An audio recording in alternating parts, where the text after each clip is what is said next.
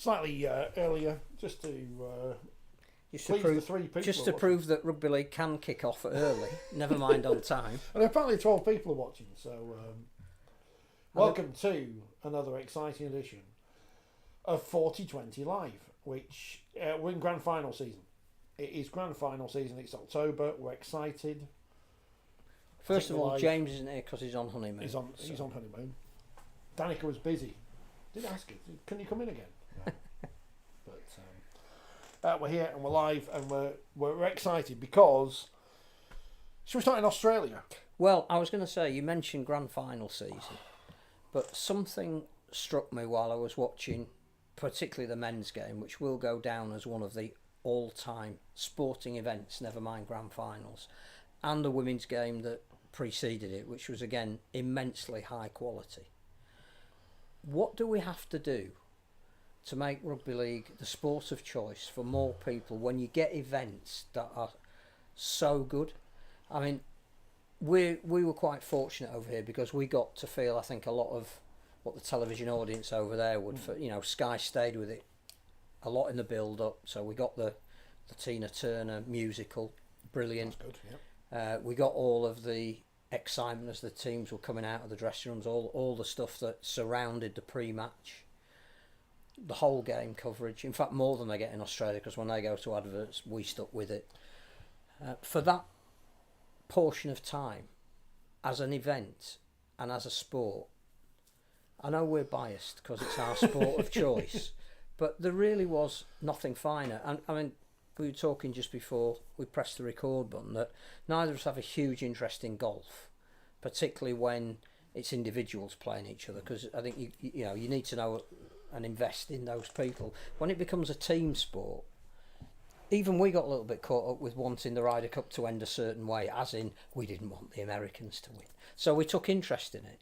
So I can't imagine whether you had a vested interest in Penrith or Brisbane, you would not have been caught up in one of the most exciting sporting events in front of a full house with the most ridiculous skill and quality and the comeback of all time.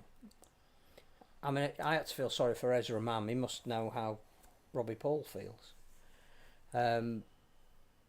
It was just brilliant. And we sat back at the end of it and thought, why isn't this a leading major sport when it can produce action like that? So, there is no answer. I'm just saying. I've got a partial answer for you. I've got a partial answer, and it takes the Australians to do something here, and that is give away the rights to some kind of highlight program or something to a terrestrial broadcaster here for nothing, in the same way that the NFL obviously does. And if you look at the BBC website, they've got clips on baseball. Like, it really wound me up this week when they had a clip of, there was a fight in the baseball and someone threw... What, a real fight? Well, someone threw a bat at an umpire or something. And they kept calling it a ref. They kept saying the ref. And it's an umpire. Say, well, if you've got the rights to this thing, the NPA do the same thing. They give away the highlights. All the NRL have to do is keep giving stuff away for free here. And people who have no interest in Wakefield or Warrington or St Helens or any of these, some of those teams are good, any of these places in the north of England might become Penrith Panthers fans in the same way that they follow the Chicago Bears because the fridge plays from there. I think there's two things here. One is it's fame by association.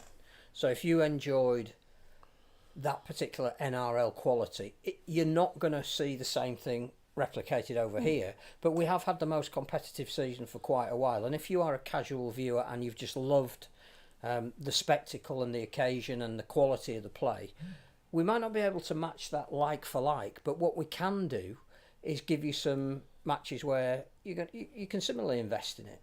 I thought Saints Warrington on Saturday was a really good playoff game because it was almost everything was at stake until the latter stages, so you would keep watching it. We produced that quite a lot this year, so there's that. But I also thought this is a very good time for the NRL to be going to Las Vegas next year, because they now have footage that they can play out in America that people are going to say, what the hell is this sport?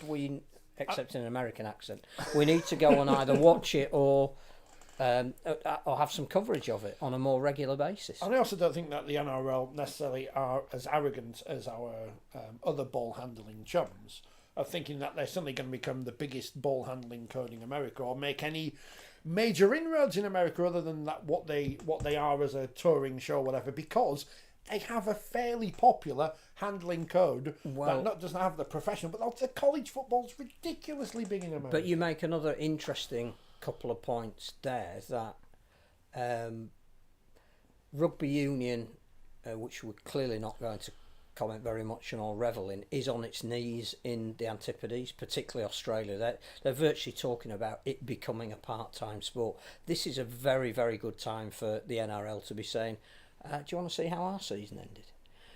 I think that's one thing. I think the other thing is that the NRL, for once in their life, is genuinely looking to expand. So they've gone to the Dolphins. They're talking about they need an 18th club to make the fixture list even. Possibly could go to 20. The NRLW, which again, fabulous final, and great that Georgia Roach has become a... do they get rings, the women? I think they do get rings, It becomes a ring wearer. They've gone from 6 to 10 and they're now looking maybe to go to 12 in the not too distant future. The Pacific tournament of internationals that's coming up, I think teams are announced this week. Look out for the Australian squad. I think that's announced tomorrow.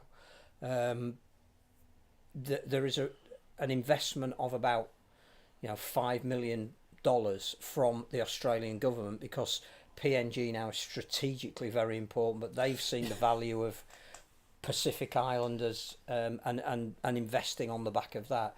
This is a really good time to be rugby league in Australia. How do we get a reflection of that? Because that's still our product. I know it's played differently, and the level of athleticism and the choice of athletes that they get is much stronger than we'll ever get here. But it is the same sport, and we need to somehow say that's what we aspire to be. But in the meantime, watch the two semi-finals we've got in the men's. Watch the women's grand final this weekend. It'll be different, but you'll be able to recognise it as rugby league. We have to trade off the back of that NRL grand final. It was even with a vested interest in the team that lost, I couldn't do anything other than just breathe out at the end of it and go, that was something really special. Today in 1991, Wigan beat Penrith at Anfield. Hammered them 21-4. I remember that game. Can't wait for the World Club Challenge next year. And apparently, John Davison reporting today, talks in progress. So we'll see what happens. The good thing about that is that Penrith clearly have shown a willingness to be part of that with inviting Saints over this year. I guess it's going to depend on who wins our grand final. You would think that if Catalan did, Penrith may well say, well, part of our early season might well be a trip to the south of France. That would be a great cultural experience for all our players, and guaranteed a big crowd. I mean, again, we'll talk about the game, but Catalan putting in extra seating for their semi-final, and it will be the highest ever attendance that they've had at the Stade Gilbert Brutus. But you would think that if they could come over here, whoever they're playing, that would be, again, a really sellable element of linking ourselves to that NRL grand final. What's the one thing we can say? They beat them. St Helens beat Penrith. This great all-conquering Penrith couldn't beat St Helens. I just think we have to start with that, because it was amongst the top matches you'll ever see in terms. Not just, I thought the standard was unbelievable, but the drama, the ability of Nathan Cleary to almost single-handedly rescue a game after Ezra Mam had scored the most unbelievable hat-trick for Brisbane. I mean, I almost want the NRL season to start again tomorrow, but by the time you see, that's the other thing. They have a long break now from the end of September to the beginning of March. So by the time it comes round again, you're really relishing it. We'll finish our season, we'll go straight into internationals, then there'll be the Boxing Day friendlies, then there'll be the pre-season friendlies, then the Challenge Cup early rounds will start, then Super League will start far too early. We don't build up and have a break, but I can't wait for the start of the next NRL season now. He's 25. Who? Nathan Cleary. I know, he could be how good could he be? There's no point saying now he's the greatest of all time. But even things like, he had a quiet game by his standards, but clearly the pin-up boy of the NRL is Reece Walsh. He's 21. Ezra Mam, 20. It's like... How old's Dom Young? He's ours. Is he 20? He's something ridiculous. 22, 23. As well, isn't he? But again, we need to promote the hell out of Dom Young. Good-looking young chap. Got to use what you've got. Maybe being captain for the first test. May as well be, because it's not going to be George Williams, is he? Because he's banned. And of course, they had the big controversy in Australia in the bill. They didn't win the Dally M. So... nor did Sean Johnson. They're going to have to change the rules and such. But yeah, well done to Penrith, well done to Newcastle Knights, of course, who are now our team because Georgia Roach won it. So well done to her. And they came from, was it 8-0 down? Yeah. Took the lead just before half time. But another final with a player scoring a hat trick on the losing side, which is unbelievable. But some of the physical confrontations in that women's game were absolutely ridiculous. It's the thing we have is the physicality. And Tamika Upton, who was the player of the match, deservedly so, never got a Gillaroos cap, which again shows the strength of... I think she'll get one in this series that they're going to announce. Speaking of internationals, Karsten's here. Hello, Karsten. And Les saw Norway's first international. Not bad for a first hit out. Good evening from Amsterdam. All our international listeners. Well, Netherlands play Albania this weekend, so there's I think it's the first of 5 games, that Norway match. I mean that golden boot list. Well, that's all we need. And Canada won the North America Championship, the women's ones, against Jamaica and USA. And although Jamaica lost both games relatively heavily, fantastic that they hosted it. Because again, we can talk about World Cup legacy, but one of the things that Jamaica wanted was the ability to have a more higher profile. They haven't yet got their own ground, but clearly the University of West Indies is happy to make their facility available. Their women's team played their first and second matches against more experienced opposition, so not surprising that they lost, but fantastic that they're now up and running.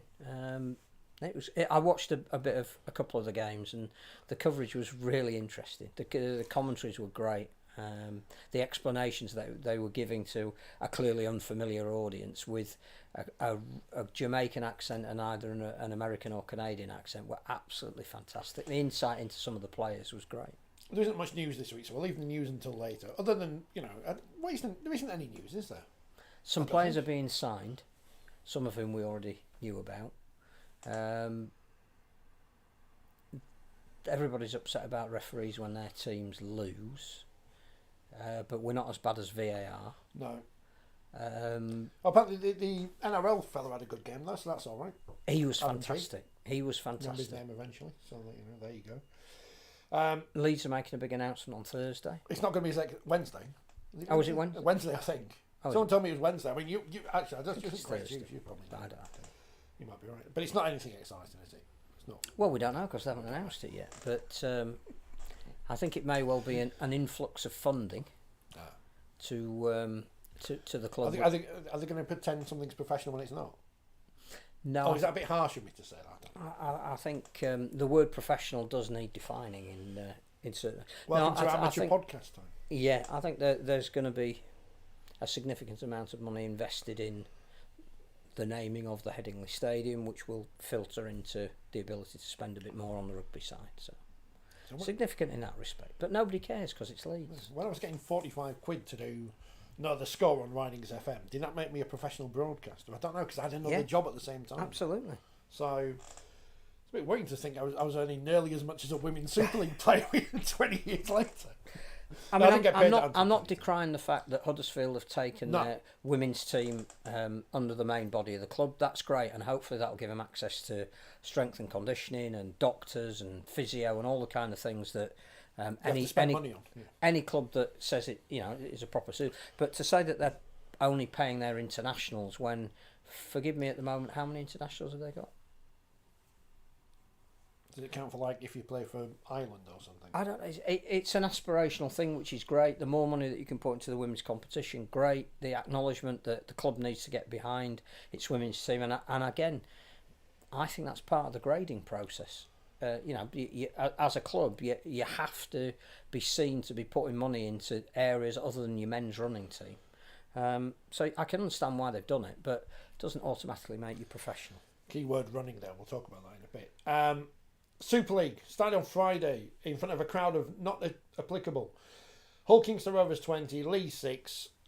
I think almost made the similar point last week about St Helens women in their season may have ended at Wembley, but it was interesting to see the comments ahead of this game that bemoaning the injuries of Leigh, when you've been saying on this podcast for every single week since the start of the season, Leigh had been very lucky that with a thin squad, they hadn't had those injuries. So they've come at the wrong time, but had they come earlier, they may not have won the Challenge Cup, which is the main thing that they've achieved this season. I think the first thing to say is they've had a wonderful season. That if Adrian Lamb isn't Coach of the Year, there's something wrong. How Willie Peters wasn't nominated, I have no idea. Big mystery. That is ridiculous. But Leigh have exceeded everyone's expectations. If we all go back to our predictions at the beginning of the season, we were all saying it would be between Wakefield and Leigh to see who gets relegated. And Leigh blew that out of the water early in the season. They won their first trophy since 1971. They made the playoffs for the Super League playoffs for the first time in their history. It's nothing other than an absolutely astonishing achievement. And they deserve the utmost credit for that. But they were on relatively thin ice with the fact that they didn't have a reserve grade, they didn't have an academy, they had that squad of probably 17 first team players and 5 or 6 others that they could call in if they needed to, and none of the key players got injured. But when Zach Hardacre and John Asiata went down late in the season, you with the greatest respect to the players that wore their shirts, you cannot replace that degree of quality. Plus, you've got some players who played in so many matches, particularly when you put in that cup run. You can't cover for fatigue. You can't take them out of the firing line for a couple of weeks and rest them and freshen them up. So I think I still think that Hull KR could do something at Wigan, whereas I think Leigh had come to the end of that line probably post Wembley. But those 3 tries in and around half time, and the performance of Matt Parcell, who ran absolute riot. And hasn't been banned. People thought he might get banned, but he's not been banned, so he can play on Saturday. I don't understand bans as deterrents anymore, either for coaches, clubs or players. I just don't get it. There's no point us probably talking about it, but if you want people to not behave the same each and every week, then you've got to give them a punishment that stops that happening. I remember Mr. G. Schofield many years ago kept saying, if you don't want a chicken wing tackle, give them 15 months. And the fact is, it's not a deterrent unless there's a big sentence, be that number of games missed or the fine that's levied. So to levy a fine and then employ somebody on your broadcast platforms as a sounding board for the game, it's such a mixed message, and there's no point getting involved in any of that because it ain't going to change. But yeah, Leigh ran out of steam. Hull KR were great. I think the unity that Hull KR have got, there will be a threat to Wigan. I just think that Wigan and Catalan have got the memory of what happened last year in the playoffs, that they both had great home records and both went out at home. They won't want that to happen again. Ryan Hall is still good. He's great. He's great. Hull KR through, as are St Helens, who ended Warrington's year. So 2023 is not their year. I mean, it was exciting, and particularly Connor Ench's try just after half time. But as far as I can remember, that was Warrington's only real attack throughout the entire 80 minutes, and they deserve some credit for hanging in there. But Saint should have scored, 3 tries in the first half that they managed to butcher. They're going to need to be better than that if they're going to win in Catalan. So yes, it was exciting because it wasn't decided until probably a penalty 7 minutes from time. But I never really felt that Warrington were going to win that game. No, you can use the back of the league express to cross off the teams as they've gone from the playoffs now. Warrington are out, St Helens through, and James Roby, Lou McCarthy, Scarsbrook, their final games on the pitch. I mean, gutted for LMS because he didn't get his head drawn in the pitch like James Roby did. That's a bit of a shame for him. But can we say anything more about James? I mean, I said this downstairs before we came on. The Steve Prescott Man of Steel, I think when he won it, he was just the Man of Steel award. Well, and that was coming off the bench. He was a young kid who made such an impact when he came off the bench that I think he's one of probably the only player to win the Man of Steel award that didn't play a lot of game time. So has there always been a flaw with that award? We just mentioned the Dally M's there. James Roby, who everyone says greatest hooker there's ever been, blah blah blah blah blah, and I'm not saying he's not, but he only won it once, and some of the players who've won it since have, every award ceremony is flawed if you're going to do it on the basis of points accrued during the season, because clearly if you're a halfback, you're going to have more influence over a game than a prop forward. If you are an exceptionally good player in a relatively poor team, you're going to pick up more points than an exceptionally good player who's surrounded by other exceptionally good players. They're going to be taking votes off their teammates. And I think the other thing is that element of being taken for granted. That James Roby is 8 out of 10 virtually every week. So you only notice him when he's 7 out of 10 or 9 out of 10, because it becomes that level of consistency that it's almost taken for granted, and unfortunately for him, that doesn't get recognised in awards. But we do know of other players who generationally are mentioned in the breath of the greats and haven't won the Man of Steel. Awards are rubbish anyway, unless you win them. But I'm always of the opinion, and I've been like this for years, especially in radio. Unless you actually win them, it's great. To be nominated is great as well. But the listeners, they don't care. But good news for Rugby League. 2 nominations in the Broadcast Sports Awards. I think this is the thing that Danica was nominated for Pundit of the Year last year, and then took loads of selfies with famous people because she lost to Ian Wright. Rugby League has been nominated for 2 awards. Sports Content of the Year brackets quadrennial. The coverage from last year's World Cup by Whisper, which I think we know a few people involved in, aforementioned person, along with the Men's FIFA World Cup final on the BBC, the whole of the World Cup on ITV, so their final coverage must have been rubbish, and the FIFA Women's World Cup on the BBC. So we're up against 2 football tournaments on 2 channels there. So win or lose, that's some. Well, when you think that things like the Commonwealth Games hasn't been nominated, yeah, that was last year, wasn't it? Yeah. Mm. Mind you, that might not be quadrennial anymore. Might not exist anymore. And also Sports Documentary of the Year brackets up to 60 minutes. Amputating Alice for Channel 4, Cycling Saved My Life for the BBC, something about golf for Sky, is cricket racist for Channel 4, which is a question you can probably answer, Messi for the BBC, Wrexham Hollywood or Bust for the BBC, and Rob Burrow Living with MND for the BBC. So another nomination for one of the Rob Burrow documentaries. The best of luck to them, but again, in an awards which is voted for and nominated for by people within the industry, which I happen to think are far more important than ones which are voted on by the public, because they can be easily manipulated. To get a nomination in that kind of thing is credit to those who have put together those pieces of work. So have we been nominated for the best rugby podcast in Mexico or Azerbaijan or no? So complete scandal. If we won anything, we would be jumping up and down about it. I doubt we'd mention it. No, we probably wouldn't actually. Hull KR and St Helens go through to the next round, the semi-finals. We are that close to the men's grand final. Apparently there's dew on the pitch, so it must be grand final time. Catalan St Helens on Friday. Well, we already know that game's going to be a sellout. Sam Tompkins versus James Roby, and some other people who are also retiring. Mitchell Pearce against Louis McCarthy. Yeah, all of these people are making a final appearance. Who won't be getting to walk out at Old Trafford as a parade, which I don't know why we don't do, because it's so easy.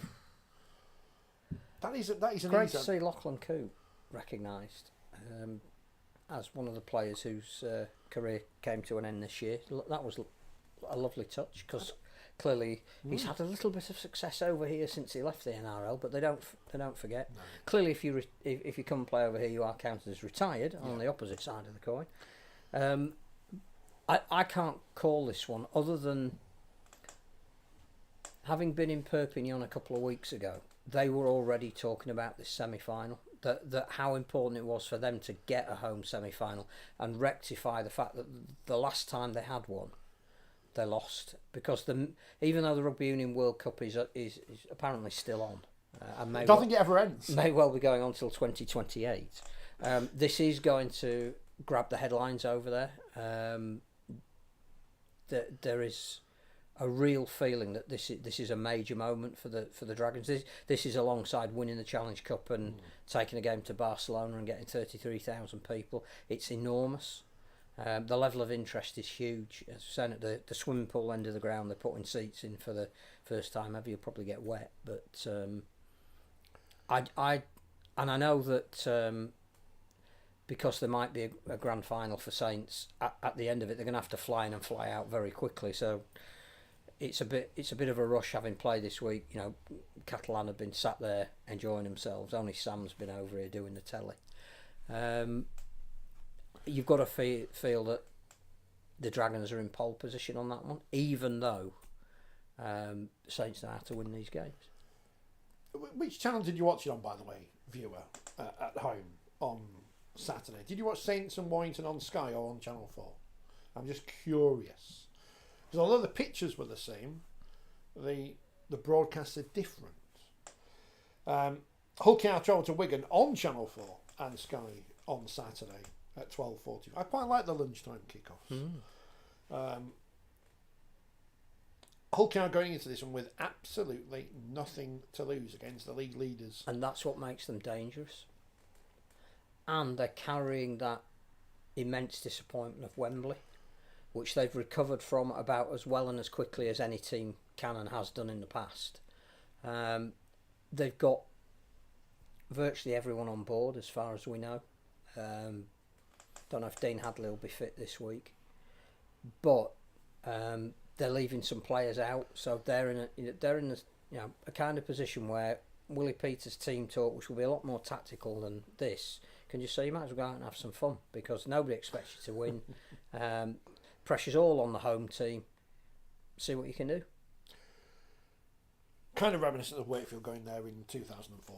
It's a bit reminiscent of Leeds going to Catalans last year and Wigan the week before. You know, they went there with virtually everybody fit and nothing to lose. And I think when we start talking about the championship semi-finals, there's suddenly some pressure on the teams that are at home and are expected to win and who've had a week off, and the teams that they're playing are those that have suddenly hit a degree of form and confidence and who've got nothing to lose. The teams that finish first and second, as we saw in the NRL, should always be the teams that end up in the grand final. They deserve to because they finish first and second, but it doesn't always work out that way. They are two interesting games. They are. I think Wigan will win, but that first one I can't work out, just for the fact that having seen Leeds go there last year and do what Saints have to do, and Saints are obviously a better team than Leeds were last year. I mean, I'm not if I'm coming up with something ridiculous to say there. No, I don't think anyone will be throwing their knives and forks down in horror at that. And Saints are going for the 5 Pete? Terrible phrase. Drive for 5. Drive for 5. And they may never get another chance to do that. Well, and their team starts to break up a little bit more because Will Hopoarti's going as well, and so yes, there's always a regeneration. But I suspect that this is the beginning of the end of that great team. Now, how they replace them, the recruitment that they do, the kids that they've got coming through, that's a different debate. But, they are going to be fired up to want to send James Roby out in the manner in which he deserves to go out. So much riding on that match. But obviously they lost heavily in the reserve grand final to Wigan, so it's obviously bad time, but they won the Academy win, didn't they? So. But again, I think the thing about that's interesting is that who were the teams that were the winners of the reserve grade in the academy? If however much store you hold by that, again, it's Wigan and St Helens. Yeah. Why are they always knocking on the door of winning grand finals or the dominant team of the era? Because their production line of talent is so good and they nurture it so well. And whilst I don't hold a huge amount of store around the reserve grade, I think it's been cobbled together again this year. If you enter it, you might as well win it, and Wigan won it. So they got a trophy, and the academy is always prestigious. I think.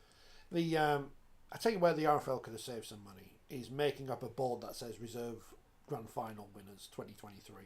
because that's a waste of money. Because you can't, A, you can't use that again, obviously, and B, it's just a reserve grade. Just stick winners in front, like they did with the PDRL. They just had a board that said winners. The PDRL should be more prestigious than the reserve grade championship because it's a nonsense. And well done to Warrington on winning that. It was their year. Yes. And now they can legitimately make a documentary and claim to be the world champions. Well, are they having a World Club Challenge? Are they Depends on what inviting Adam Hills is South Sydney over here this year? I did like what it said in the paper. In the full courage of the PDRL final. At least Wakefield won the League Leaders Shield. So They did, and got to the final. get that. So we got a shield. So that's nice. Did they get to? I think they And did it's an get to the actual final. shield rather than Yes. a bit of metal. Sorry, I'm moving the page. Warrington Wolves reclaimed the Super League title at the PDRL Festival held at Sheffield Hallam University on Saturday, despite the absence of Adam Hills. So That world famous Adam that Hill. bloke off the telly. So, Aye. I think he was busy that day. he was. But I'm sure he will have been involved in the celebrations. I'm sure he will. Dennis was watching Channel 4, so so we know what he'll be watching on Saturday. It's interesting how they're on both channels. What I tell you what really annoyed me yesterday was I went to watch the NFL in the afternoon. I didn't realise the Wembley games had come around already, or the international games had come around already. It was only on ITV. I couldn't watch it on Sky because I know on Sky I get the American coverage. I had to sit. It's the ITV coverage, which is Not the same. no. So I've just muted it and put something else on. Oh no, Paul's been on. He's shouting. He's shouting in capital letters. So we'll come to the championship in a minute. What's the crisis at Hull FC that their owner is moaning about? Spent too much money on rubbish players, hasn't he? I think the interesting thing about Hull is that the issues that they've always had are still there. So they need to change their recruitment, which I think slowly but surely they're doing. I think we can officially announce that Liam Tyndall signed for them because the embargo's gone. Well, I didn't get the email, so I didn't know. Not a surprise. I also think that Tony Smith is hinting at the level of juniors coming through in that Hull area. It's not being either capitalised on enough or developed well enough, and I think they have tried that joint academy. I think he would probably go back to something like that just to ensure that players were coming through who were of a sufficient standard. But the issues have always been the same. That the weight of expectation is always greater than the achievement.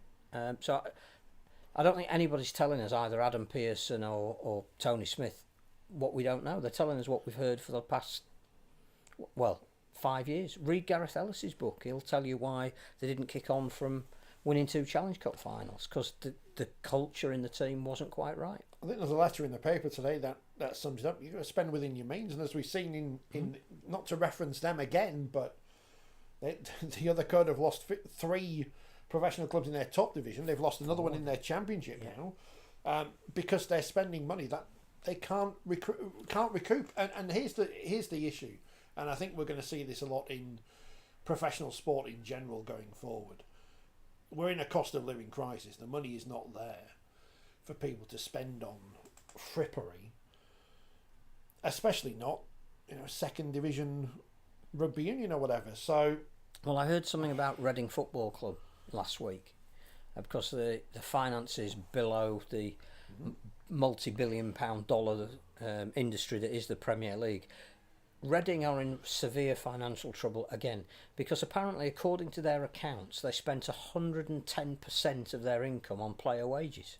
And that's before the Lecky bill and stuff. If I decided to spend 110% of the meagre income we get, I don't think there'd be anything left for food. Scunthorpe. We're talking about moving to Gainsborough. Yeah. I mean, we wouldn't be able to afford Tunnocks caramel wafers if we spent 110% of the income we don't get on this programme on wages. You'd have to sell the Subbuteo thing, because that's probably the only asset we've got of value. Unsustainable economics, isn't it? So it's going to be the same for I mean, the surprise is that somehow through COVID we've only lost West Wales. Mm-hmm. Although we've now lost London Scholars. And London Scholars, sorry, that's 2, isn't it? But everything else seems to be ticking along, and I don't know how long that will last for, and I don't expect that. I'm not going to sit here and go, rugby union, they're all dying off because they've got no money. I don't expect that we won't be in this position in any time in the future where we're saying, oh, we've lost Club X and Club Y, because that's just basic economics. But somehow we've got through, and to this point anyway. But it's only going to get tougher. It's only and we know it's only going to get tougher outside of Super League because the money isn't there. One of the things we can do as fans, and we do a hell of a lot. I think we have some incredibly loyal fans within the game. Is try and support these internationals if you can, because they're not heavily priced.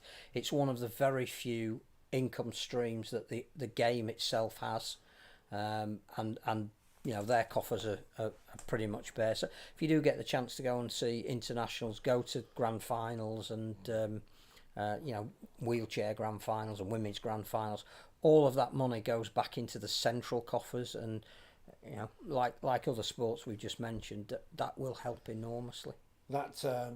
We'll talk about the wheelchair game in a bit because we were both at the semi-final on Saturday. We were on the edge, weren't we? But that game at Leeds, the tickets are just ridiculously cheap. If you're in Leeds that weekend and you're not going, I don't know what to say, because it is going to be ridiculous.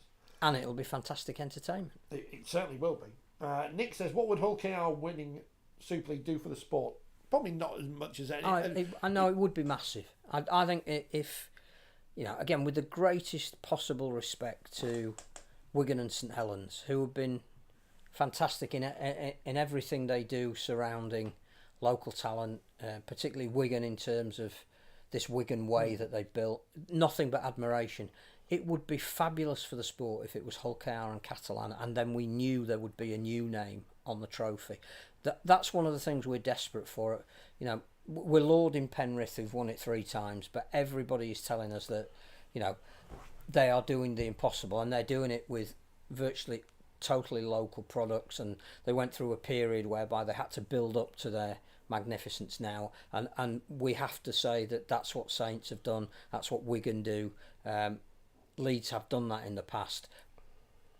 They're still 3 of the only 4 teams to have won the grand final. So for a Hull KR to win it, for a Catalan to win it, would be big for the sport because it makes us more marketable and less predictable. Would Rugby League commercial like a grand final between? No, they'd want Wigan and Saints because they know they're going to get 70,000 people there, and that's where it becomes about. I mean, it's a really interesting debate, and it would be great to get people's thoughts on it. Does a period of dominance by a team hold a sport back, or does it give you something to market? And do we spend too much store by the fact that we need more names winning competitions? The great Wigan team, that by the end of their period of dominance in the mid-90s, everybody was saying, "Oh, we need to break this monopoly. It's to have one team that's too good. It's not good for the sport as a whole."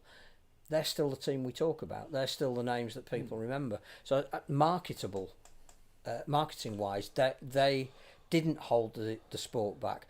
But in terms of getting people to more eyeballs on a sport generally in this massively overcrowded entertainment market that sport sits in, to have a team in the south of France, to have a team in Hull to winning it, should be a really big boost for the sport. Someone who will probably know more than I do would say that, or would be able to disprove what I say next, which is Phil Taylor dominated darts for 15, 20 years and took it to massive highs.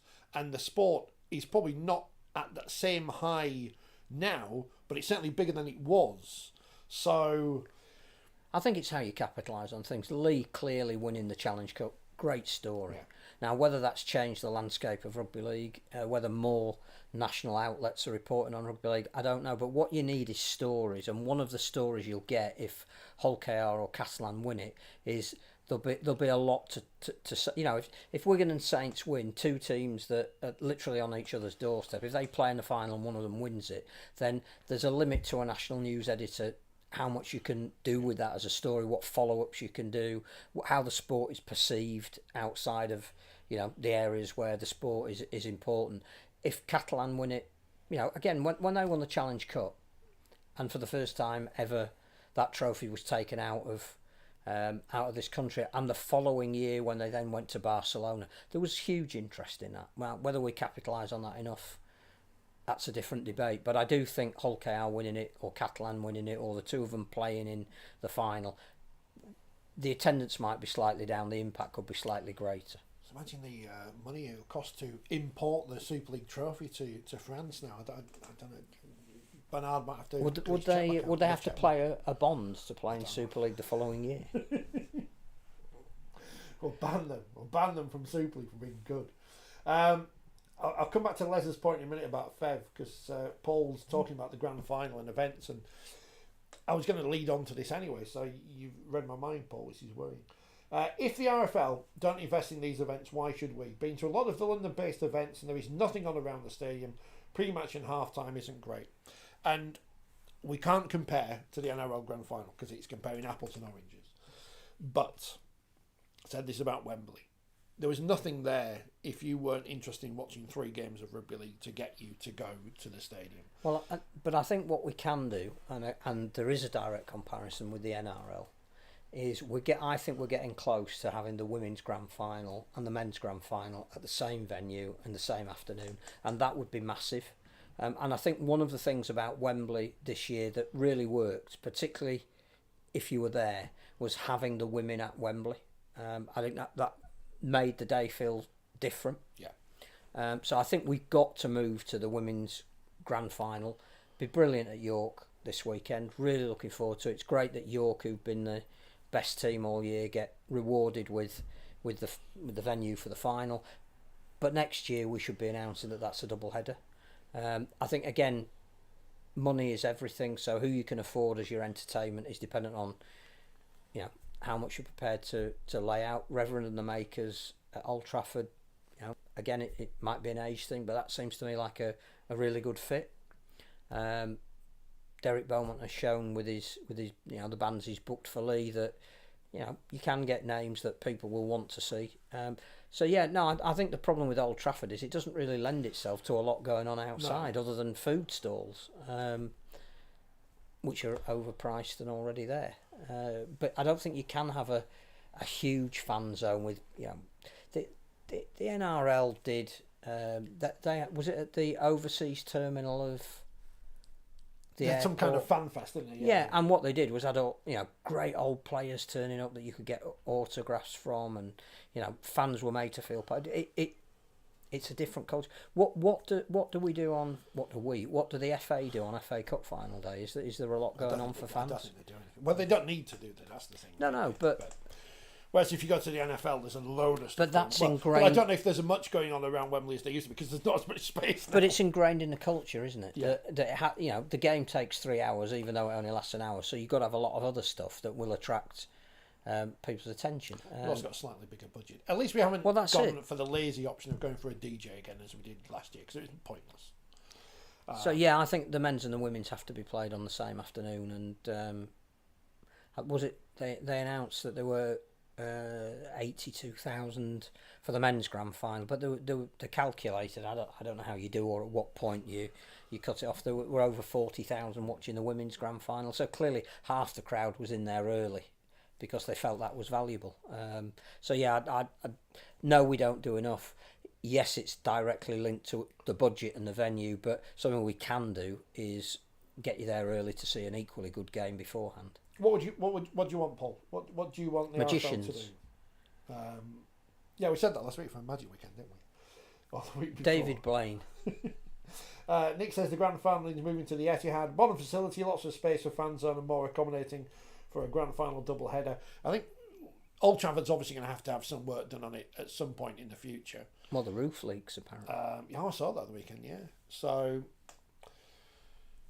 maybe when we have to make the move, maybe that will be the perfect. Well, the good thing is, again, if you're gonna get money into the sport, you need to put out for tender. Yes. So that's the way it works. If Newcastle United want to bid for the grand final because they've had such a good time with Magic Weekend and that brought X million pound into the city, let them bid for the grand final. If Cardiff want to bid for it, that's fine as well. But I think we need to get to the point where it's such a valuable sporting commodity that take it to the Etihad if you want, but you're gonna have to pay more than Old Trafford or charge less rather than pay more. Why are we going to Las Vegas? Because clearly there is a demand for them to put on the NRL at the moment. Well, we need to create that demand for venues to come forward and say we want your product. Stephen says there's no sound on, but I can see it bouncing on the screen and everyone else is writing. But if I say there is sound on, you can't hear me.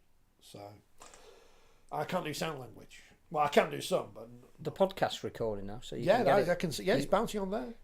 Got a new microphone for the people who complained. Well, it's not a new one, but if it's working, let us know. If it sounds better than last week, so to speak.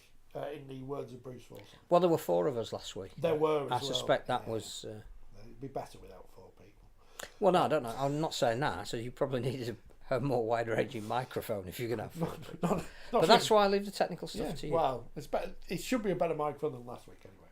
Hull Car could do with Salford, says Kevin. A few years ago, and shake it up and make the final. They're playing well. They are. They could. You know, not to. Do we have any Wigan listeners? I don't think we do. So. So let's no, they could. I think we said before the playoffs started that, the dark horse team for me was Hull KR. We certainly have more Hull KR fans than Wigan, I think, listening. Sid, if he still listens, he follows on Twitter still anyway. Hull KR were guaranteed if they did get to the grand final, they performed better than their city rivals when they got to the grand final because they were pathetic that year. Les has asked us. He must be able to hear us then. Yeah, Les asked us earlier. How likely is it Fev blow their only chance of Super League? Well, it's not their only chance, is it? Because IMG points and all that. What do points make? Place in Super League. Are they going to blow it? They've got London this week, who, of course, they ruined Toronto. We said to Danny Ward on this programme a few years ago, and we'll have to talk about him in a minute, I forgot about him. You killed Toronto. If they'd have gone up straight away, who knows what would have happened? Same result would have happened. But London now go to Fev on Sunday. It's on the telly. Can they upset almighty Featherstone Rovers, who finished 12 points clear of Toulouse and 18 points clear of the London Broncos? Can they ruin everything, the Broncos, this week? I think if you wrote down the team that you wouldn't want to play, it would be London.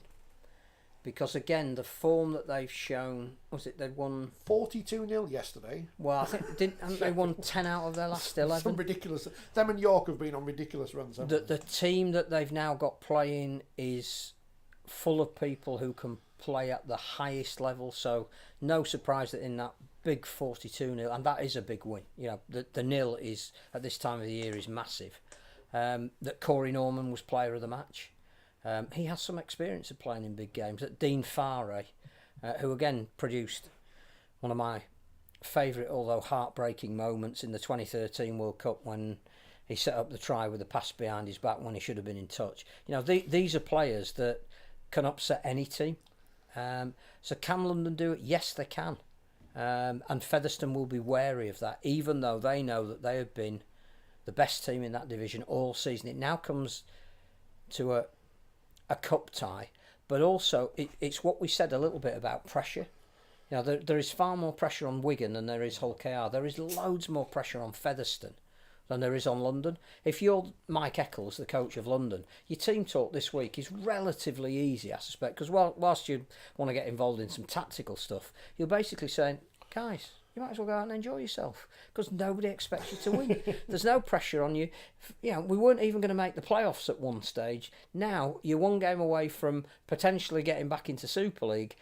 Go and have some fun and upset them. You know, get under their skin. Yes, they can. Clearly. Whether they will, I don't know because I haven't seen enough of Featherstone this year, and clearly they've got a great team and some fabulous players, but they will be feeling that weight of expectation far more than the Broncos. So, Les, the answer is yes, they could. They certainly can. But the bookies will say no. We'll find out this week. The other thing, it will partly depend on Featherstone's fans because clearly they'll be in the vast majority. The ones that haven't been told off by the RFL last week. But they need to stay behind that team, even if the game starts moving away from them. That a lot of the. Penrith was saying that a lot of their fans staying with them when they were 24-8 down was one of the reasons why they had that extra energy to go on and win it. Even the Leeds wheelchair guys, which we'll come on to soon, they was terrific atmosphere in that venue on Saturday night. But they were saying that when Halifax started mounting this comeback, it was the fans that gave them the extra energy that they needed to complete the job. Featherstone fans are going to have a real key role to play. I'm not sure what more clubs can do other than ban the people who were causing the trouble. I went to the friendly at the start of last year between Fev and Wakefield, which Wakefield lost. I don't think you needed to add that. No, that was 2022 rather than 2023. And they were handing out flyers going in saying, don't be racist and stuff. Everyone knows exactly what was chanted between Featherstone and Bradford, even if you weren't there, because we all know what the chant is. Now, apart from banning fans, I don't know what else clubs can do. And in the case of was it Hull County with the fireworks, unless you search everyone who goes in, giving them full cavity searches or whatever, you ain't going to stop idiots taking fireworks in when they're told not to. But we don't ban them, do we? The clubs need to take responsibility for how you deal with that. Lifetime. Do they want to pay money to actually have people? No, actually, it's not the steward's fault. I just think once somebody is identified and found guilty, then, you know, lifetime bans are going to have to be handed out. So Hull County got to suspend. Well, all these clubs get suspended fines or whatever. Well, surely after Hull KR fans came on the pitch last week against Wakefield, surely they should be banned that part of the fine. Or does that class as Wakefield because it's Wakefield's ground and they're... Because the stewards can't do anything because they're probably on minimum wage and they're just there. Health and safety now, they're not allowed to get involved in physically manhandling people. No one blames the stewards. No, I just think once the culprits are identified, the onus is on the clubs rather than fining the clubs to take appropriate action. If they don't, then you've got to fine them heavily. Paul, that's what's the chant. I'm not going to tell you what the chant is, am I? But everyone knows it. And if you don't know it, then good. I'm not going to say anything more about people talking about Fev in the comments. Paul says it's going to get tougher as the government will be wanting its COVID loans back, which are one of the problems that Pearson at Hull was talking about. But they knew that was coming, so... I don't think the COVID loans are at very high interest rates and they're over a long period of time. So if you can get your house in order, then the COVID loans shouldn't be an issue for preventing you doing what you're doing. I just think Adam Pearson needs some help in terms of investment. One of the things that have been really impressive about Hull KR this year is they've got a new board in, they've bought new money in, the new board have bought into the idea that the club is moving forward. They again like the idea of the IMG proposals because if they get it right then their investment is at less risk. So I think Adam, and I'm sure he's doing it, needs to find somebody to help him share the load. And Wakefield have just gone down that road, haven't they, with the new owners? So I think that's his issue, that he almost is out on his own funding them. Well done to our commenters. I would before we get back to the... I haven't got my glasses on. The jams, we've mentioned the... Has Wakefield's takeover happened? Because I don't think it has yet. Officially. The last PR that we saw that was official said another couple of weeks. It says here in the paper, Wakefield have appointed Darryl Powell as head coach. They haven't yet. Well, they haven't announced it. It's not on the website. It's not on their Twitter feed. I can buy a brick on the wall of the East Stand, but I can't, go and say, "Oh, Darryl Powell." Well, we said last week that's incredibly disrespectful to Mark Applegarth if that's going out. Whether he takes on a position in the club or junior development or whatever, to announce a new coach when you haven't announced the departure of the current incumbent is the wrong foot to be getting off on. It's extremely disrespectful. I'll just pick this quote up. We want to build a new supporter app, and the cost of that development alone is and the website is £200,000, but it's a long-term investment. Well, I don't care about an app, but stop saying you're going to do things. Just do them. This is not just a knocking weight, but this is sport in general. It's the government. And we're going to do this. I'm going to do it. Just do it, and then tell me afterwards when you've done it. Is that HS2 related? Oh, thank goodness the Northern Powerhouse played for the World Cup, so Doncaster got some posts out of it, so it's all right. It went well in the end. The next Tom Johnston won't be leaving Wakefield, he told the League Express, because they'll know they can get the right financial package and they can win something. Who is the next Tom Johnson? He's gone too. Wherever he's gone. Sydney Roosters. With the other Wakefield born folk, they're all there. They're all there. But, you know, Tom Deakin's not there. He's come to Huddersfield. It's just stop saying things and just do things. If Darryl Powell's the coach, appoint him. Don't say he's going to be the coach. And do the right thing by Mark Applegarth, because that's human courtesy. But I just get too much. There's too much history of people saying things and not doing things, and it just sticks in my brain. And that's not the fella's fault. That's the fault of history. I didn't believe the new stand was going to get built until it was actually built. These things happen. Peter Matauchi's coming anyway, says Kevin. So we'll see what happens. Interesting. Jordan Crowther going to Warrington and not going to Castlewood as everyone thought he was going to do, which is part of the reason why he may have gone to Warrington. Is it 7 o'clock? In the first place. Oh no, we can't announce Castleford's new signing. Oh, they got a new signing. Oh, they've got a new signing. Oh no, we'll have to wait for that. Bradford beat York 22-8. He's not from Papua New Guinea though, like their other side. Yeah. I mean, I'm only going to Castlewood's media launch next year just to interview the Papua New Guineans. Bradford Bulls beat York 22-8. So York's great end to the season. The York Knights. I listened to that last night, and again, a bit like Lee. Wonderful achievement from Andrew Henderson to get his team from relegation candidates into the playoffs with a host of injuries. I think he was interviewed just before the game saying there were 11 players out. You know, Danny Kermond had to play in the centre, which Danny Kermond's a fantastic player, but it's a long time since he played in the centre. And it was just a bridge too far. But, you know, they were winning 8-0 until about, I think, 5 minutes before half time. Put up a great fight. Deserve all the credit. A massive advocate for what Andrew Henderson can do for a club, as we saw him do at Keighley. You know, he doesn't just take the men's first team, he creates that overarching development plan for the club.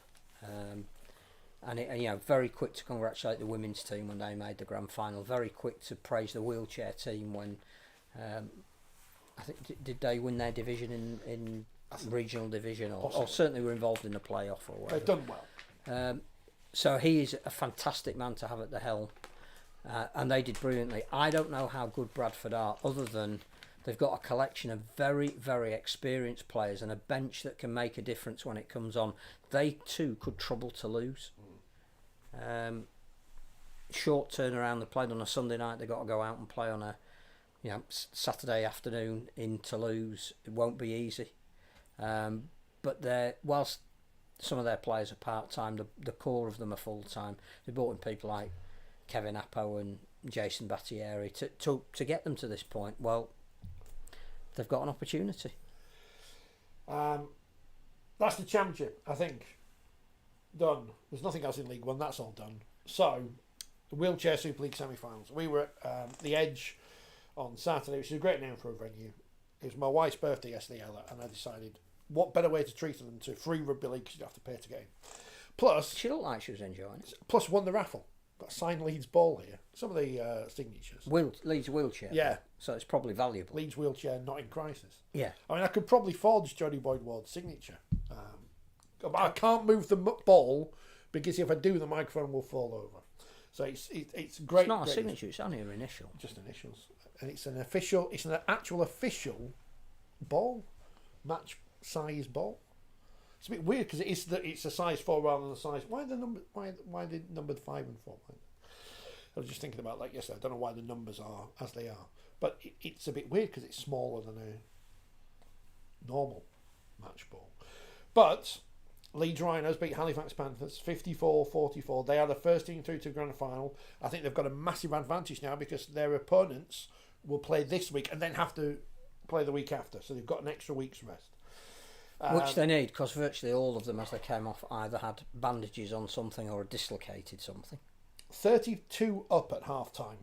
So they kept Halifax trialless in the first half. Which is almost unheard of between two teams of similar standing at the elite end. It was the first half that they won it on. She said it was brutal, violent. Who did? My wife, she said. Oh, that's it is. That's what she took away from it. And because we were sat so close to it, I don't think it comes across on TV. but there really is a great disregard for their bodies when they're just bashing into each other. Well, Madam Boyd Ward, who we spoke Yes. to afterwards, said she'd had her foot run over accidentally. She scored 2 tries. I can't remember if she scored 1 or 2, and she had 1 disallowed. As She well. scored 2 in it. She should have had 3 really, but it was brought back to give Leeds Yeah. a penalty. But advantage, she'd have had a hat trick. But a great first half. Halifax obviously coming back in the second to. How good was Tom Halliwell in the opening 40 minutes? Even with a dislocated shoulder. 5 tries from Josh Butler. Who? Let me do the award thing because last week he was brilliant. Last week, of course, I said they've got no wheelchair awards, but they have, haven't they? Because they've got the Wheels of Steel award. Wheels or wheel? Because it's golden boot. It's not golden boots, isn't it? And it's man and woman. So should it be wheel? Not that it matters. I think if they only had one wheel, they'd fall over. Josh Butler, Seb Bishara, Joe Coyd, Lewis King are on the shortlist for the Wheels of Steel. And I'm gonna. If the Roosters win this weekend, bearing in mind that the award ceremony is 2 days after, I'd say Coyd or King. Young Player of the Year is going to be either Butler, Aaron Baines of London, or Tom Green of Halifax. It's Butler. And the Coach of the Year, Tom Coyd off the telly, James Simpson off if the the Roosters telly, win, and Mike Swenger of Hull. Obviously, have had a great season. Yeah, he's been brilliant. And getting Martin Norris over was inspired as well. But he himself is a player coach, and he's played really, really well this year. But again, I think if London Roosters make the grand final, you'd say it's probably Tom Coyd. What a great But we do want James Simpson to come on the podcast, so actually it should be him. It definitely should be He him. do come on the podcast, man. He will. We've asked him before, but he's always busy No, he'll come. devising plans. When the season's over in a fortnight, he'll come. Great comeback in the second half from Halifax. But too little, too late, really. Too much frustration in that first half. For them. People say on the telly they don't build up the rivalries enough. Oof. They don't like They each don't other. like Halifax and Leeds don't like each other, And they don't keep that under wraps. It's a bit like... not that there's no respect. Oh, no, absolutely. Or some of the players won't get on or whatever, but genuinely they don't like. I think it's almost like Rory McIlroy and what's his name's caddy in the car park on Saturday night. A lot of pointing, a lot of accusatory stuff while the game's in play, and then arms round each other at the end. We're not even talking about the supporters yet. Making numerous comments about when's your flights and stuff. Did they? Yeah. Well, you were on the other I was side on the to other me. side. Yeah, you I were, didn't hear you were in it. the press area. I I was was with the hoi polloi. What you mean in the in the self-created press area? I was with the hoi polloi, and it was a bit tense because you are. I mean, talk about close to the action. Someone falls out of the chair. They're in the front row. At least 2 wheels fell off. Yes. Goalpost pulled down at one point. When a tyre bursts, it Yes. doesn't half to take your breath away. Goalpost pulled down at one point by one of the people on the Wheel of Steel shortlist. But the try was... It's not like ice hockey where you move the goal off, it's a penalty. It's wobbling goalposts when people are taking kicks. I've got to say, I mean, we're all, respect and everything, but this silence when the goal kicker's wrong. What's that all about? Come on, that's not rugby league. It's only in a very small, self-contained area. That's a bit... But... It was exciting great. game. It was. And how many people do you reckon were there? Because again, no official attendance. It was by donation. I reckon there were a couple of hundred people there. There was at least Big 2 or support 3 from rows, Halifax. weren't there, then people up on the balcony, including as well. Rowan Smith and his family, Yeah. which was nice. Because again, if you're going to foster a one club mentality, And this is the key, isn't it? Is clubs need to do that more. You Absolutely. Don't just sell. I know the men's teams are going to be what sells the tickets, but you've got all these other bits, which, as it happens at Leeds, the other 2 bits, and the PDRL team got to the semi-finals as well, didn't they? These bits are success. They're in 2 grand finals, so there's something. but also the Person of Steel Awards or the Person of the Year. I don't know what we call it now. This is inclusive now. It's going to be all stratas of the game, all getting their awards. I know certain clubs are moving that way as well. that their award ceremonies cover all of the clubs. So that's the way we need to go. That's what inclusive means. It just makes more sense. It's not lip service. No. And I don't think any of those players were getting paid, were they? Or maybe on Saturday. They definitely. Well, depending on who you speak to. But I don't think they were. But they're not professionals. They're not professionals. They don't claim to be. But they have jobs outside of the game. Bloody hell, it was good. You've got to go. What I know this is like again, but we wouldn't tell you something was good if it was rubbish, and it was good. We wouldn't consistently tell you, no. But that. You know, like how they do on the rugby union commentary on the telly. Oh, this is amazing, and oh, what brave defence by. What an amazing passage of play, 2 passes. Yeah. But we're not here to bag another sport. But there's it's something else. There. There's something. You've got to go to that. You've got to go to that fight. You've got to go to the grand final if you can in Manchester. You've certainly got to go to the Test match because that is going to be. Which again, you talk about earlier. One of our correspondents said, "What do you do to make it bigger?" You play games like England and France, which is the first time that they played since that ridiculously dramatic 1.5 million people watched it on BBC Two World Cup final. You play it in the first direct arena because it's something prestigious and special. You're not playing. The Edge was great, perfect for a semi-final of a domestic competition, but it's not quite the same as rocking up at the FD Arena. That is something big. Our friend Rob Hawkins scored a hat-trick and 8 from 8 with the boots. He was as good as he could be in a defeated team. Did you speak to him? I saw him out. I just said, well, I'll be in touch. Because he'll be back on. I think the again, when you've lost the semi-final and the whole of your season sort of on the line and ended there, difficult to give consolation to people. Yeah. So I will be in touch. Yeah. As good as it gets. But yeah, so Seb was great though afterwards. He was going around shaking everybody's hands and including probably those who were having a go at him throughout the. I think he likes that. Yeah. They should have got his band to do the grand final. I said that. I said it before. They should have got it because you've got a story there. If you're not going to have anyone. The thing is, they're good. It's not lip. Well, it is lip service because he plays the. What does he play? Trombone. But if you're not going to have clarinet, Elton John. That's a bad example. Have that and Tina have Reverend in the making. Or Tina Turner the musical. I wonder what we're going to get on Sunday at York. I know what we're going to. If I could have a bet on what we're going to get on Sunday, the bookmakers would say. Just wanted to give a shout out, says Paul, to Brentwood Eels, amateur club in Essex, to have a wheelchair team plus men's, women's, and youth. Great club.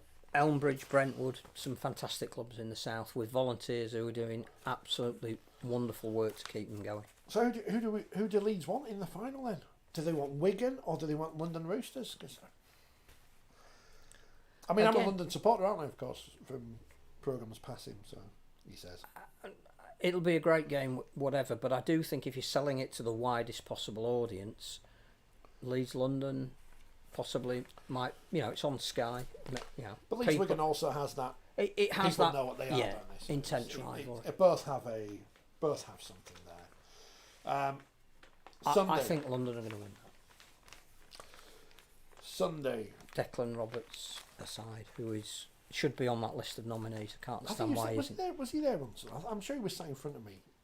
Oh, he might have. I think he was there once. And again, this because I can't recognise players even when they are sat in front of me. So I'm sure he was there on Saturday rather. Sunday, grand final season in the UK kicks off because forget the reserve grand final and the academy grand final. It's the women's Super League grand finals because of course we've got the promotion final between Barrow and Lee at 12 o'clock. On Sunday.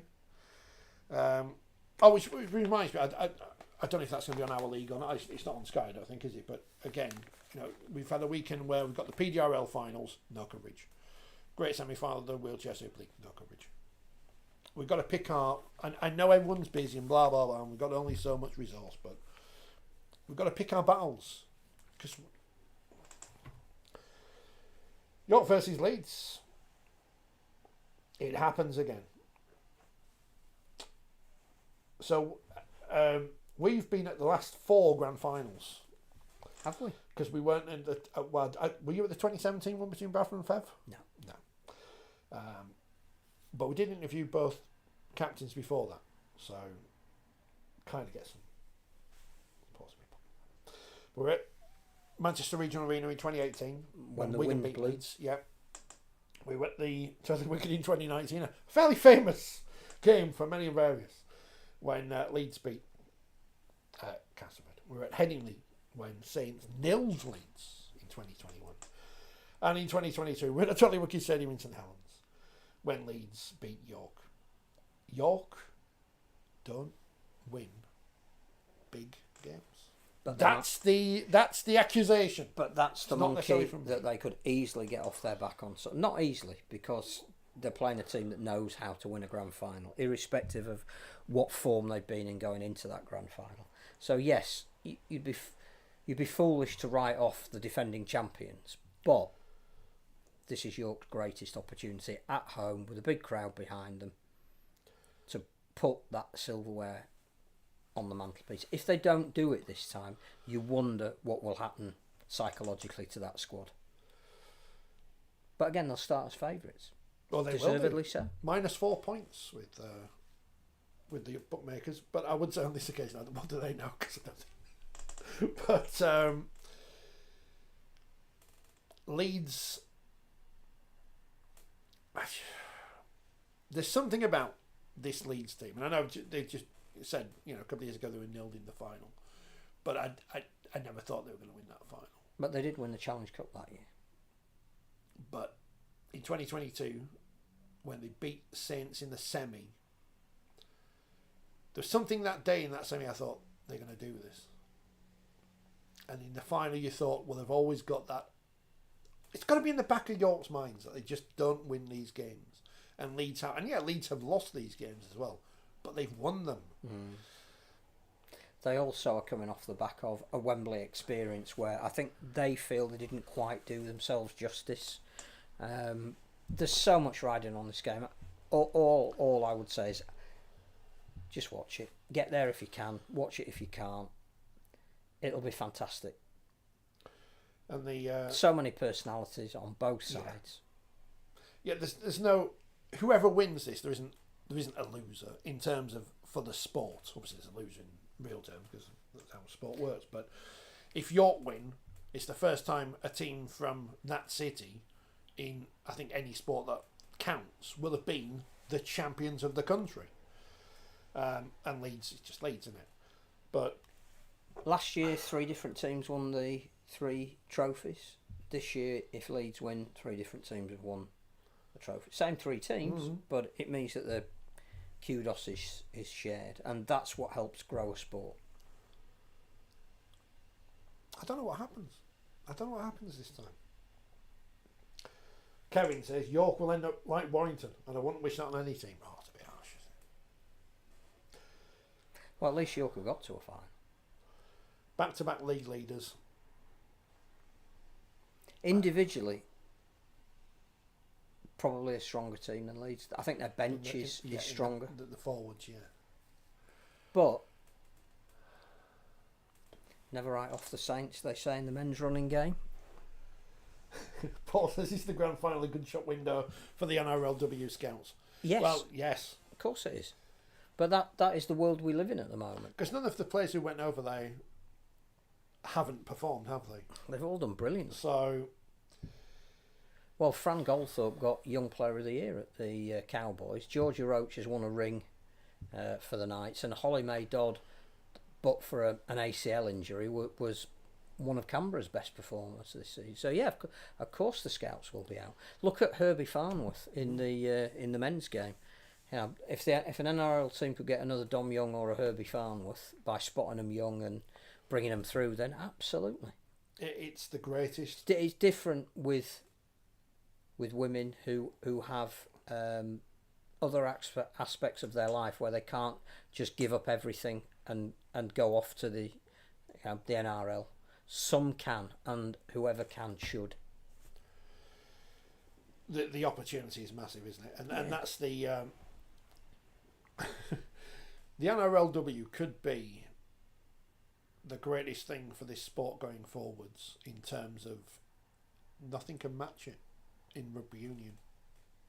Well, I think we're seeing Sevens rugby union players coming over and playing NRLW. So I think Sonny Bill Williams, sister, who played in the grand final for the Gold Coast, she's going to be captain of a national team, announced this week. She came initially, I think, from Rugby Union Sevens. There's massive potential there. Kevin says, the way the sport's going, there'll be more contact in the wheelchair game rather than the men's. They haven't worked out how to do high shots yet. There was a penalty for a high shot. There was and a shirt pull, which was good. Someone got done for hair pulling in the women's. Was it ours or was it Australia? No, over there. There were a couple of penalties for hair pulling. Doesn't happen in the men's game. No. Where's Blake Austin going to play next season, whoever pays him? Featherstone, if they get promoted. Well, it depends on how long it takes his hair to settle in, doesn't it? So there you go. You know, it's amazing because when we're downstairs before the programme, so how long we're going to do? About 7:50. It's about 7:15 from just like you said. The sound of the game in the NRLW, says Kevin.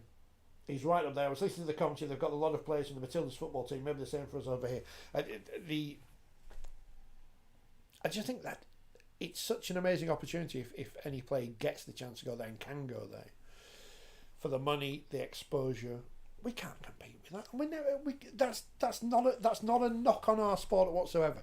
Because I tell you what, the RFL get lots of criticism, but with the way they've scheduled the internationals this year, where the women played France before the men did, and they've got the match against Wales before the third Tonga test? Yeah, it's anyway. On the telly. Because they've and worked. If you think that Georgia Roach could well be playing in that, and if you think that Frank Goldthorpe could be playing in that, the standard of our national team will improve now. Whether it'll... They're playing the Jiddle-Roos, aren't they, in 2025? That is fantastic. That's what's going to project the sport. I think the fact that they are so well paid in the NRLW, the opportunity that it gives... the only thing I would say is we now have to look, and I know IMG are going through a big rebranding exercise. All I saw over the weekend was that the women's football, domestic football, was starting over here, and it's the Women's Super League. Yeah. And it's Sky that are promoting it, and the wondrous Women's Super League, or wonderful, or whatever the word it was. We have to change our name.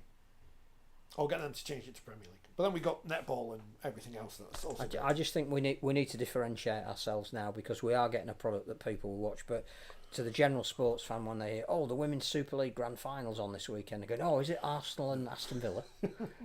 Thought the season had only just kicked off. And it does show how if you play games in your main stadium, and I know football's different to rugby league, I'm not being stupid in that sense, but you give up tickets away at cheap prices, you'll get people in. Mm-hmm. And I know not every club can do that. But they're not giveaways. You are paying a realistic fee to help the sport move to the next level.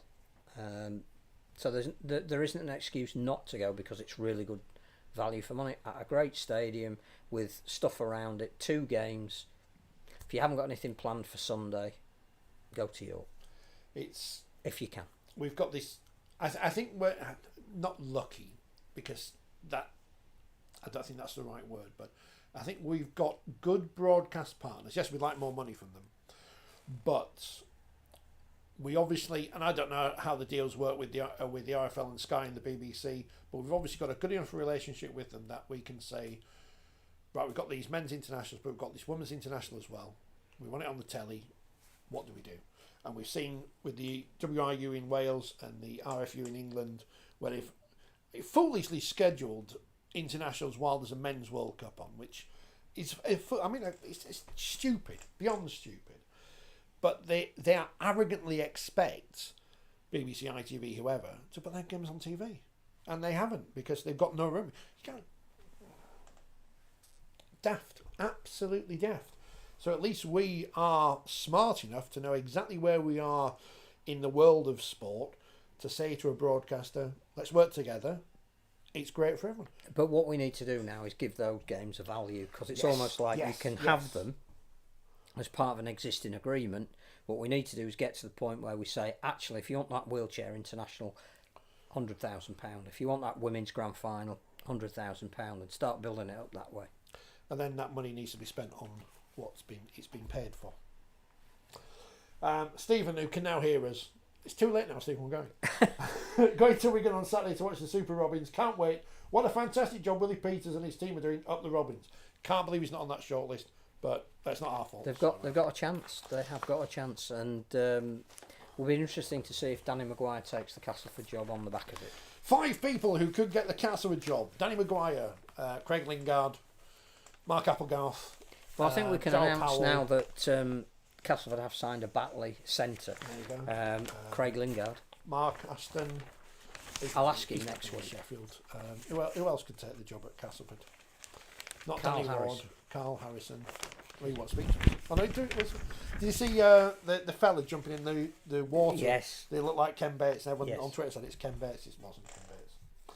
Well, I don't think it was anyway. Thanks for watching. We won't be live next Monday because Phil's not here, so I can't get in. Well, I'm here, but I'm not here. But you're not here. But we will do a podcast after the women's grand final on Sunday, so it'll be up on Sunday night probably. So you can With you some can listen to it. interviews, winners and all that jazz. losers. So that'll be something to look forward to. And then we'll probably be back the week after, I think. Perhaps with a special guest. And next week we've got to schedule in John, because he's going to tell us all about the wheelchair season, because he's watched all the games. I think he has watched all the games. John's great. We need He's probably watched more than to Tom to find out if we're going to the awards ceremony as well, And because we could do well, you something are. from there. You are. Well, no, I don't know yet. Oh, you might be. So we might there'll be some other stuff, but join us somehow next week, and then it's grand final, and then it's the internationals.